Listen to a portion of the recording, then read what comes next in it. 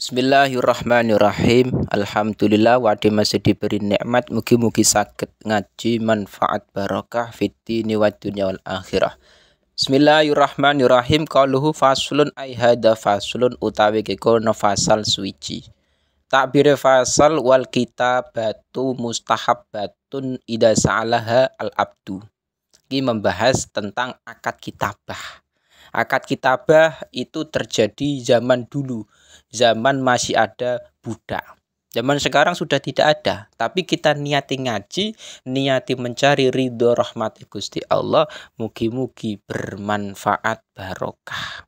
Jadi niati mencari ridho rahmat Gusti Allah, mengharapkan pahala dari Gusti Allah. Meskipun toh zaman sekarang ilmu perbudakan demikian tidak berlaku di Indonesia.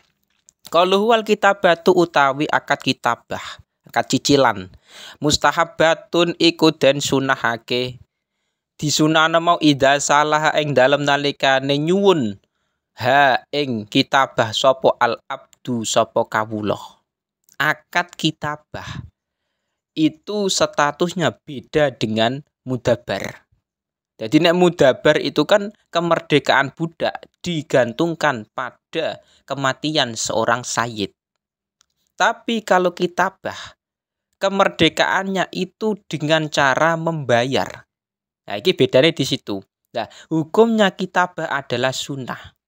Nah, ketika memang ada permintaan dari budak tersebut. Jadi misalkan budaknya jenenge Umar. Sayyid yang punya budak itu Zaid. Lah, Sing Umar meminta kepada Sayyid, kepengen akad kitabah, kepengen dia iki mau merdeka dengan mencicil harganya iki mau berapa. Misalkan budak ini 30 juta dicicil. Nah, itu akad kitabah hukumnya boleh.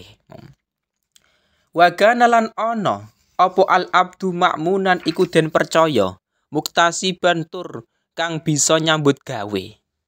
Tapi dengan catatan ketika akad kitabah budak tersebut adalah budak yang bisa dipercaya dan budak yang bisa bekerja. Jadi nek budaknya nggak bisa bekerja terus gimana cara dia mencicil harganya dia iki mau 30 juta. Nah, makanya muktasiban itu ya penting mau budaknya bisa nyambut gawe, bisa kerja, menghasilkan uang terus untuk membayar dirinya 30 juta kepada sayyid ki mau. Qalu huwa la tasihhu lan ora sah. Ora sah apa kitabah illa bimalin kejaba kelawan bondo maklumin ingkang den ngaweruhi. Wa yakunu lan ana apa mal ana iku muajalan iku den sumayaake, dicicil. Sampai kapan ila ajalin maring mangsa maklumin kang den ngaweruhi. Budak mukatab itu nantinya akate harus dengan mal sing maklum. Jadi berapa juta itu harus disebutkan. Jadi misalkan Z mengatakan ini kamu akad kitabah bisa mencicil dirimu sendiri 30 juta iki. Nah, 30 juta itu sudah maklum, bisa diketahui. Nah, itu harus maklum.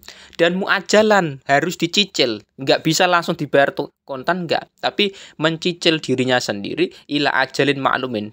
Pada waktu mangsa sing bisa diketahui. Jadi harus diakati dulu. Iki berapa cicilan nantinya. Nah, terus nantinya sampai kapan? Oh, 1 tahun misalkan. Nah, itu seperti itu. Budak mukatab. Jadi artinya apa? Budak itu juga dalam zaman dulu bisa merdeka, bisa membeli dirinya sendiri. Itu tidak langsung kontan. Tapi juga memakai muajalan. Dia mencicil. Iki bulan pertama membayar misalkan 10 juta. Bulan kedua itu seperti itu. Lah cicilannya berapa minimal? Aqalluhu utawi luwih sithik-sithike ajal iku najmani iku rong cicilan. Jadi 2 kali cicilan minimal. Misalkan 3 kali, 4 kali terserah. Yang penting minimal harus 2 kali cicilan. Itu akad kitabah. Jadi zaman dulu itu sudah ada. Cara muajal itu hampir seperti sekarang. Kredit atau mencicil yang namanya motor atau mobil. Itu muajalan. Jadi membeli motor, membeli mobil dengan cara muajalan, dicicil. Nah, zaman dulu mencicil itu budak, belum ada motor ki mau. Wahya utawi kitabah min jihati sayyidi saking arai bendoro iku lazimatun iku tetep. Wa min jihatil mukatabilan saking arai budak mukatab jaizatun iku wenang. Makanya oleh karena itu jaizatun falahu mongko iku tetep kedue mukatab fashuha utawi ngerusak kitabah mata syaing dalam semangsane karep sapa mukatab. Seorang budak mukatab itu nantinya statusnya ketika sudah sepakat akad kitabah itu boleh merusak akad kitabah. Jadi misalkan ini sudah sepakat budak mukatab sepakat ini nanti dia mencicil dirinya 30 juta 3 kali cicilan. Ternyata dia nggak sanggup maka dia bisa membatalkan budak mukatab status mukatabnya iki mau. Terus daripada aku konek merdeka mikir makan dan kebutuhan sehari-hari, mending aku jadi budak saja, ada yang menafkahi diriku. Lah misalkan pemikiran demikian, itu boleh-boleh saja. Jadi artinya ketika sudah sepakat akad kitabah bisa digagalkan. Nah, qauluhu walil mukatabilan iku tetep kedue budak mukatab at-tasarrufu utawi tasarruf. Tasarruf fima ing dalam perkara fiyadi kang tetep ing dalam tangane mukatab. Bayane minal mali saking bondo. Dan nantinya budak mukatab itu bisa mentasarufkan harta yang ada di tangannya. Misalkan seorang budak mukatab punya uang di tangannya ya. Di tangannya ada uang 5 juta misalkan. Terus ditasarufkan, digunakan untuk jual beli, usaha dan lain-lain, terus untung 20 juta misalkan untuk membayar cicilan harganya ki mau dalam mukatab ki mau. Bisa-bisa saja, boleh-boleh saja. Jadi artinya status budak mukatab dia bisa mentasarufkan, dia bisa mengembangkan harta tersebut untuk mencicil dirinya. Qauluhu wajibulan wajib ala sayyidi ayat ala sayyidi ing atase bendoro apa ayaldo apa yento nyudo atau ngurangi apa yento ngurangi sapa sayyid ngurangi anhu saking mukatab min malil kitabati saking bondone akad kitabah. Maing perkara sta'inu ingkang amrih pitulung sapa mukatab bihi kelawan mah ning di al ada'i nujumil kitabati ing ngatasé nekani mbayar pira-pira cicilan akad kitabah. Walayati kulan ora merdeka sapa mukatab ila bi ada ijamil mali kejaba kelawan nekani sekabehane bondo. Jadi nantinya kalau sudah akad kitabah itu ada wajib untuk sayyid mengurangi harganya tersebut.